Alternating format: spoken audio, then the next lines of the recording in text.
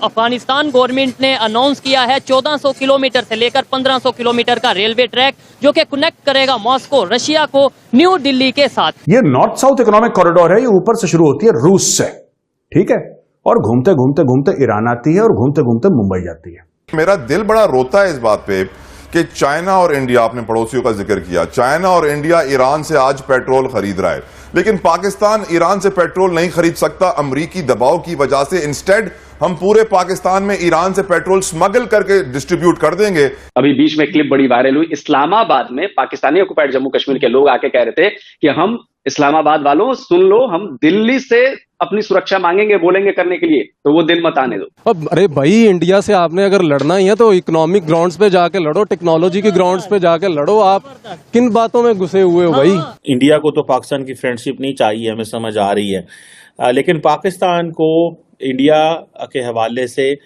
अच्छे सिग्नल भेजने चाहिए। That is what the international community wants to see from Pakistan. भारतीय एक भगवान में मानने वाला भारतीय, अल्लाह में मानने वाला भारतीय, जीसस में मानने वाला भारतीय, राम में मानने वाला भारतीय, एक खुदा में मानने वाला भारतीय, 100 खुदाओं में मानने वाला भारतीय, किसी खुदा में नहीं मानने वाला भारतीय, सब भारतीय। हमारे यहाँ पे एक ही नारा बिक रहा है भाई, इंडिया हमारा, इंडिया हमें मार देगा, हम इंडिया हमारे। और भाई आपको जिन ग्राउंड्स पे उसने तबाह करना था वो कर दिया है।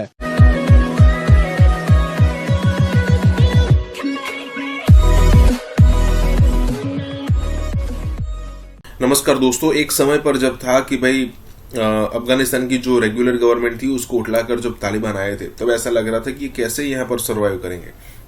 लेकिन अब देखिए 1400 किलोमीटर का वो रेलवे ट्रैक की बात कर रहे हैं कि इंडिया से अफगानिस्तान और फिर यहाँ से रशिया, मतलब इंडिया को सीधा रशिया पहुंचाना है तो हम कैसे पहुंचा सकते हैं।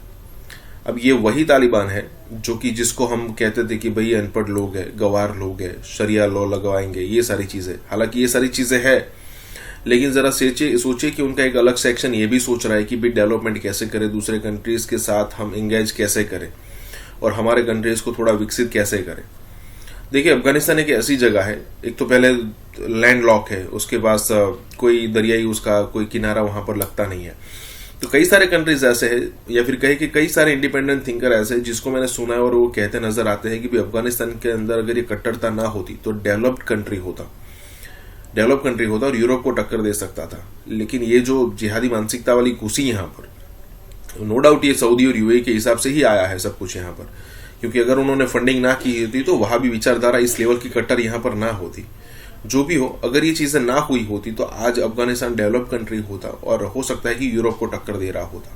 यही बात हो रही है। इसी के साथ ही वीडियो शुरू करते हैं। और हाँ दोस्तों, एक और रिक्वेस्ट है आपसे कि कृपया करके हमें सुपर थैंक्स के माध्यम से मदद करना ना भूलें। कि अभी खबर आई है अफगानिस्तान यानी तालिबान गवर्नमेंट की अगर बात करें 1400 से 1500 किलोमीटर रेलवे ब्रिज, वो रेलवे ट्रैक बिछा रहे हैं अपने अफगानिस्तान में, जो कि मॉस्को रशिया से कनेक्टिविटी देगा न्यू दिल्ली को। मतलब यह है कि वो अपने रिलेशन रशिया से भी बेहतर कर रहा है, इंडिया से भी बेहतर कर रहा है, ईरान से भी बेहतर कर रहा है। हम क्यों नहीं ये चीजें सोच रहे? यार असल में जब आप देखें कि जब पाकिस्तान बना 1947 से लेके अब तक, हम हमेशा ही प्रो अमेरिकन रहे, जो कि हम एक खलीज पार करके जाके हम अमेरिका से अपने तल्लुकात बेहतर बनाने की तरफ लगे रहे हमेशा से। मैं आपकी बात को आगे बढ़ाऊंगा, लेकिन आपने कहा हमेशा से प्रो अमेरिका रहे हैं। नो डाउट हमारी गवर्नमेंट ऐसे रही है, लेकिन हमारे पॉलिटिशियंस तो हमें ये कहते रहे हैं जो पाकिस्तान में गलत हो रहा है अमेरिका करवा रहा है। मतलब खुद उनके कहने पे चल रहे हैं और हमें ये बताया जा रहा है कि अमेरिका हमारा दुश्मन। असल में ना इंसान नफ्सियाती तौर पे इस तरह तख्लीक किया गया है, या इंसान की नफ्सियात ऐसी है कि इसको कोई ब्लेम करने के लिए कोई चीज चाहिए होती है। तो हमारे पास जब हमारी पॉलिसीज नाकस होती हैं या हमारा एजेंडा जो अपना होता है, जो गवर्नमेंट लेके चलने वाला जो एक फलसफा होता है, खासतौर पर फलसफा भी नहीं कहना चाहिए, पाकिस्तान में तो कभी कोई नजरियाती गवर्नमेंट आई ही नहीं है। तो हम बगैर नजरिए के ही, बगैर आइडियोलॉजी, ओह यस डेफिनेटली, हम जो ये एक राग अलापते रहते हैं ना कि जी पाकिस्तान एक नजरिए की बुनियाद पे वजूद में आया। आइडियोलॉजी ऑफ पाकिस्तान अपनी बुक्स में पढ़ते हैं, आपने भी पढ़ा होगा मैट्रिक की बुक में, आइडियोलॉजी ऑफ पाकिस्तान, पाकिस्तान का मकसद, पाकिस्तान बनने का मकसद, तो वो सब चीजें। हाँ, ये जो दो नजरिया हमें दिया जाता है ना, टू नेशन थ्योरी जो हमें समझाई जाती है, आप बताएं यहाँ पे कौन सा रूल अप्लाई हो रहा है? यहाँ पे हम जिस टू नेशन थ्योरी की बात करके हम मजहब की बुनियाद पे अलग हो गए थे हिंदुस्तान से, आप देखें यहाँ पे कौन सा ऐसा कानून है जो इस्लामी हो, यहाँ पे कौन सा ऐसा कानून है जो हमने इस्लामी नाफिज किया हो? यही बात जब हम अपनी गवर्नमेंट को करते हैं तो गुस्सा आता है, यही बात फिर अदारों को गुस्सा आता है कि आप ये सवाल ही क्यों कर रहे हैं। बिल्कुल, ये जो गवर्नमेंट आपकी होती है ना, ये बड़ी लिबरल सी अपने आप को रिप्रेजेंट कर रही है, या हाँ अपने आप को लिबरल मनवाने के लिए, इसलिए कि हम दूसरे लोगों के करीब आ सके। लेकिन ऐसा कुछ नहीं है, हम हर किसी से कटे हुए हैं। हम अपने जैसे कुएं का मेंढक है ना, वही हिसाब है हमारा। हम कुएं के मेंढक हैं, हमें पता नहीं है कि इधर क्या हो रहा है उधर क्या हो रहा है। हमने उन लोगों के साथ कैसे चलना है और हमने अपने साथ वालों के साथ कैसे चलना है। यही टॉपिक का ये वीडियो को कवर करने का मेन मकसद ये है कि पाकिस्तान आइसोलेट होता जा रहा है, डिस्कनेक्ट होता जा रहा है तमाम इंटरनेशनल कंट्रीज के साथ। और जिन कंट्रीज को कभी हम पनाह देते थे या हमें बताया जाता कि हम तो ये छोटे कंट्री इन्हें तो बड़ी हेल्प करते हैं, वो कंट्री आज रशिया से रिलेशन बेहतर कर रहे हैं। इवन चाइना के साथ वो अपनी डील्स कर रहे हैं, इंडिया के साथ कर रहे हैं। उन्हें अक्ल आ सकती है, हमें क्यों नहीं? इस पे ना बड़ी मजे की बात है वो ये कि हम जियो पॉलिटिकल जो सिग्निफिकेंस होती है ना किसी भी कंट्री की, वो हम प्रोक्सिमिटी पे, जैसे कि आपका करीब कितना कोई भी स्टेट आपके करीब तरीन कैसी है और उसके रिसोर्सेज कैसे हैं, ये जो जियो पॉलिटिकल सिग्निफिकेंस होती है ना प्रॉक्सिमिटी की, इस फलसफे को ना हमारी आज तक आवाम समझी, ना हमारी रियासत समझी।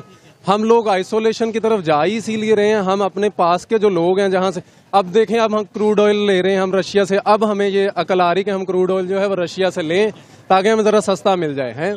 तो हम क्रूड, ईरान के साथ आपकी पाइपलाइन बिछी हुई है, आप लोग वहां से ले नहीं रहे हो। क्यों नहीं ले रहे कि जी आपका अमेरिका नाराज हो जाएगा। मेरा दिल बड़ा रोता है इस बात पे कि चाइना और इंडिया, आपने पड़ोसियों का जिक्र किया, चाइना और इंडिया ईरान से आज पेट्रोल खरीद रहा है, लेकिन पाकिस्तान ईरान से पेट्रोल नहीं खरीद सकता अमरीकी दबाव की वजह से। इंस्टेड हम पूरे पाकिस्तान में ईरान से पेट्रोल स्मगल करके डिस्ट्रीब्यूट कर देंगे ताकि बहुत सारे लोगों की जेबें भरी जा सके।